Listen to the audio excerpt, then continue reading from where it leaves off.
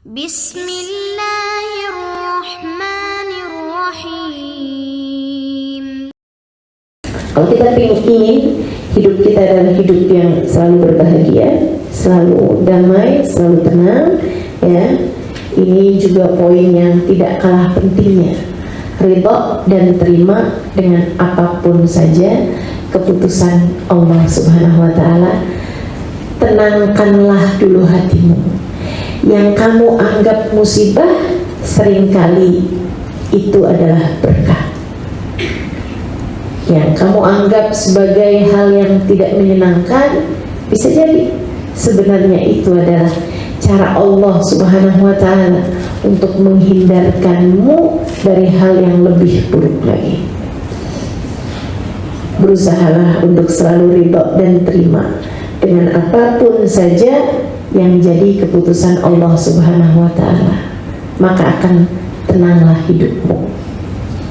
Jadi sekalian saya muliakan, jangan suka bandingkan hidupmu sama orang lain. Jangan suka lihat pencapaian orang lain untuk kamu membandingkannya dengan dirimu sendiri. Itu penyebab ketidakbahagiaan kamu selama ini. Sebenarnya Allah tidak pernah meninggalkanmu, teman-teman.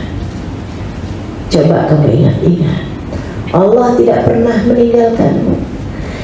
Allah sampai dengan sekarang selalu memberi kita makan. Allah sampai dengan sekarang selalu memberi kepada kita pakaian.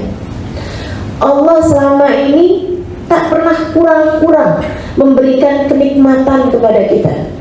Kalau kamu merasa kurang, itu bukan karena kurang Allah memberi kepada kamu, tapi karena kamu merasakan itu kurang dibandingkan dengan orang-orang lain yang kamu lihat. Mungkin di media sosial, mungkin di tempat kamu tinggal, padahal semua orang mengalami proses kehidupannya masing-masing. Semua orang mengalami proses kehidupannya masing-masing. Jangan pernah bandingkan pencapaian-pencapaian kamu dengan pencapaian orang lain. Atau misalnya begini, saya suka bilang gitu ya, sekecil apapun rezekimu akan cukup untuk membiayai hidupmu. Sebanyak apapun pendapatanmu, rezekimu, tak akan cukup jika itu untuk membiayai gaya hidupmu. Bukan begitu? Kalau yang kamu kejar adalah gaya hidup, teman-teman saudara sekalian, tak akan pernah cukup. Kamu punya berapa dolar sekalipun, ribuan, ratusan ribu dolar sekalipun, tak akan pernah cukup kalau untuk membiayai gaya hidupmu. Akan tetapi kalau untuk membiayai hidupmu sesedikit apapun, saya rasa cukup aja. Selama ini apa juga Allah tak pernah kurang-kurang memberi kepada kita. Yang suka membuat kita merasa betapa susahnya hidup saya, betapa menderitanya hidup saya, betapa kurangnya hidup saya, betapa sulitnya hidup saya dalam masalah keuangan misalnya gitu ya. Karena satu, kamu suka membandingkannya dengan apa yang orang lain punya yang kamu belum punya. Kamu suka bandingkan dengan kehidupan orang lain. Kayaknya enak ya kalau jadi dia gitu, sering sekali liburan ke luar negeri gitu. Kayaknya kalau jadi dia enak sekali ya, kayaknya dia mau apa-apa aja mudah gitu. Sering sekalian itu tuh masalahnya. Atau kamu memikirkan terlalu jauh sampai kepada bagaimana rezeki saya tahun depan. Ada seseorang datang ke saya, "Ustazah, doakan ya Ustazah, saya sedih sekali, saya susah sekali." Saya bilang, "Kenapa?" "Soalnya suami saya Ustazah tahun depan mau pensiun." Saya bilang, "Tahun depan?" "Iya Ustazah, tahun depan, bagaimana nasib kami Ustazah?" Saya bilang, "Bu, kalau pensiunnya masih tahun depan, kenapa kamu sedihnya sekarang? Kamu masih pensiun, suami kamu masih pensiun tahun depan gitu." Kata Allah Subhanahu wa ta'ala kepada Nabi Allah Isa alaihissalam, "Wahai Isa, aku tidak akan menghisabmu atas ibadah esok hari, maka jangan pernah meminta kepadaku rezekimu esok hari. Aku tidak pernah menuntutmu untuk ibadahmu esok hari. maka kamu jangan pernah menuntutku atas rezekimu esok hari. Kalau Allah SWT masih memberikan kepada kita rezeki, kita masih punya rezeki untuk esok hari, untuk bulan depan, bahkan mungkin untuk tahun depan. Kamu masih punya tabungan untuk sampai dengan tahun depan, untuk sampai dengan bulan-bulan depan. Itu adalah karena maha dermawannya Allah SWT kepada kita, teman-teman sekalian. Maka Allah masih cukup aja memberikan kepada kita selama ini. Kalau kamu merasa ada yang kurang dalam hidupmu, bisa jadi yang kurang itu adalah syukurmu. Saya ulangi, kalau kamu merasa ada yang kurang dalam hidupmu, bisa jadi yang kurang itu adalah syukurmu. Karena sejatinya teman-teman saya sekalian, hidup tak pernah ideal untuk siapapun.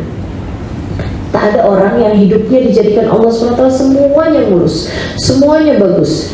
Dia dicintai oleh suaminya, dicintai oleh anak-anaknya, dicintai oleh ibu mertuanya, dicintai oleh saudara-saudara iparnya, dicintai oleh saudara-saudaranya, dicintai oleh semua orang. Itu sesuatu hal yang mustahil, teman-teman sekalian. Ada yang suka, ada juga yang gak suka. Itu pasti keniscayaan hidup. Kamu tidak bermasalah dengan suamimu, bisa jadi ada yang tidak suka dari keluarganya, ada yang tidak suka dari saudaranya. Itu hal yang lumrah aja, biasa aja. Kata Imam Asy-Syafi'i alaihi ridwanullah, ridwan nas ghayah la tudrak. Dicintai semua orang adalah cita-cita yang tak mungkin dapat tercapai. Jadi kalau dalam hidup ada orang yang tidak suka sama kita, itu kewajaran sebagai manusia. Kamu mau jadi siapa? Imam Syafi'i ketika dikatakan imam fulan bin fulan tidak suka padamu, fulan bin fulan berkata yang buruk tentangmu, menfitnah kamu, kata Imam Syafi'i harus jadi siapa saya? Untuk tidak dibicarakan oleh orang lain, untuk tidak disukai oleh orang lain, untuk tidak dibenci oleh orang lain. Harus jadi siapa saya? Bahkan Sayyidina Husain mati terpenggal kepalanya, bahkan Sayyidina Hasan mati diracun, Sayyidina Umar bin Khattab mati dibunuh, Sayyidina Abu Bakar As-Siddiq, begitu banyak orang berkata buruk kepadanya. Bahkan baginda kita Nabi besar Muhammad, sesudah Allah memujinya dalam banyak ayat-ayat dalam Al-Quran, dikata majnun, dikata gila. Nabi Muhammad alaihi salatu wassalam, orang bilang apa? Syair, majnun, seorang penyair Muhammad itu, atau dikata gila. Bahkan saudara sekalian saya bilang, dilempari orang dengan batu kerikil, hal yang wajar aja. Bahkan Allah, kata Imam Syafi'i, Allah yang menciptakan manusia, dikata punya anak, dikata punya istri. Maka wajar-wajar aja jika dalam kehidupan kita itu ada hal-hal yang tidak menyenangkan dalam kehidupan. Maka masalahnya ada pada kemampuan hati untuk bisa menerima setiap takdir yang Allah SWT berikan dalam kehidupan kita. Terimalah keputusan Allah untukmu. Dikasih sakit, alhamdulillah. Dikasih sehat, alhamdulillah. Dikasih sakit, alhamdulillah. Mungkin ini adalah cara Allah menghapuskan dosa-dosaku yang memang begitu banyaknya, hingga kelak di hari akhirat Allah tak harus menghukumku dengan kesulitan-kesulitan di sana. Terima kasih ya Allah atas apapun yang Kau tetapkan. Itu bacaan Nabi Muhammad setiap kali ditimpa musibah. Alhamdulillah ala kulli hal. Terima kasih ya Allah atas keputusan apapun yang Kau berikan kepadaku.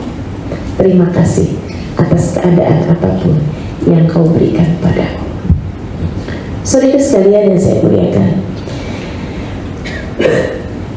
dikasih sehat, alhamdulillah. Mudah-mudahan saya boleh pakai kesehatan saya untuk mengerjakan taat pada Allah SWT dengan lebih maksimal.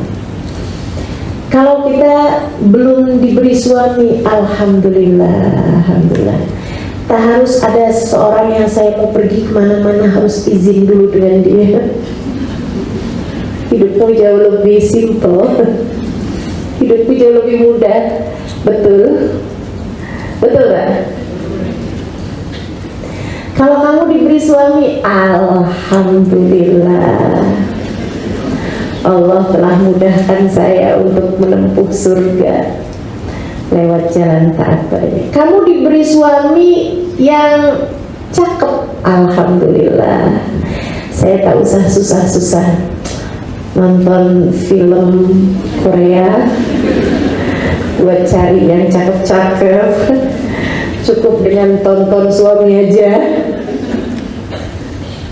Begitu mudahnya hati saya berbahagia, kan begitu ya. Kalau dikasih suami jelek, alhamdulillah, tak susah jaganya. Tak ada yang mau sama dia. Ya, alhamdulillah. Jadi sekalian, keadaan apapun aja, itu yang terbaik yang Allah Subhanahu wa Ta'ala berikan dalam kehidupan kita. Percayalah. Seribu sekalian, percayalah, Allah tuh sering kali gitu memberikan kepada kita kesulitan-kesulitan untuk memberi kepada kita, untuk memberi kenikmatan-kenikmatan lebih sesudahnya. Allah Subhanahu wa Ta'ala sering kali, yaitu tadi semacam dokter-dokter itu ya, menyuntikkan suntikan gitu ke badan kita, menyakiti kita, padahal sejatinya sedang menaikkan derajat kita di sisinya, sedang memudahkan kehidupan kita, sedang menyehatkan kita. Maka selalulah ridho dengan apapun yang menjadi keputusan Allah SWT. Dalam keadaan apapun Allah menempatkan kita, yakinlah bahwa itu adalah hal terbaik yang Allah SWT berikan dalam kehidupan kita. Ingat teori dari tukang pembangun batu bata. Saya rasa saya pernah ceritakan di Singapura. Ada seseorang membangun satu tembok dengan menyusun batu-batu bata, 200 batu bata. Habis selesai dia bangun, dia merasa senang gitu. Dia bilang, wah sudah terbangun nih. Ada satu kawannya bilang, siapa nih yang bangun tembok ini? Dia bilang, saya. Bagus kan? Dia bilang, apa bagus? Ini 2 batu bata ini miring. Dia bilang, betul. Ya ampun, itu kenapa kok bisa jadi miring? Mungkin waktu bangun itu saya ingat sama hutang saya barangkali. Kok bisa jadi miring? Dia setiap kali lewat di tembok tersebut, dia lihat batu bata yang miring itu. Sampai dia pamit kepada yang punya bangunan, dia bilang, boleh tak saya hancurkan tembok ini, wall ini ya, dinding ini. Dia bilang, kenapa kamu mesti menghancurkannya? Karena dia bilang, karena saya bangun 2 batu bata ini ada yang miring gitu, jadi nggak enak dilihat. Dia bilang, jangan, udah biarin aja. Tapi sedih itu, tiap kali lihat sedih. Satu waktu ada kawannya yang lain lewat di tembok tersebut, terus dia bilang gitu, siapa yang bangun batu bata ini, tembok ini? Dia bilang, saya yang bangun dinding ini. Dia bilang, kenapa kok? Dia bilang, bagus temboknya. Dia bilang, enggak, ada 2 batu bata ini yang miring. Dia bilang, kamu sudah memasang berapa batu bata di sini? Dia bilang, 200 batu bata. Kalau kamu punya yang miring 2, artinya kamu telah membangun 198 yang bagus. Dia bilang, subhanallah, fokus saya kepada yang miring membuat saya lupa bahwa saya telah memiliki 198 yang bagus. Ini yang sering terjadi dalam kehidupan kita, teman-teman. Kita sering kali fokus kepada yang susah-susahnya, lupa betapa banyak kenikmatan yang Allah SWT berikan kepada kita.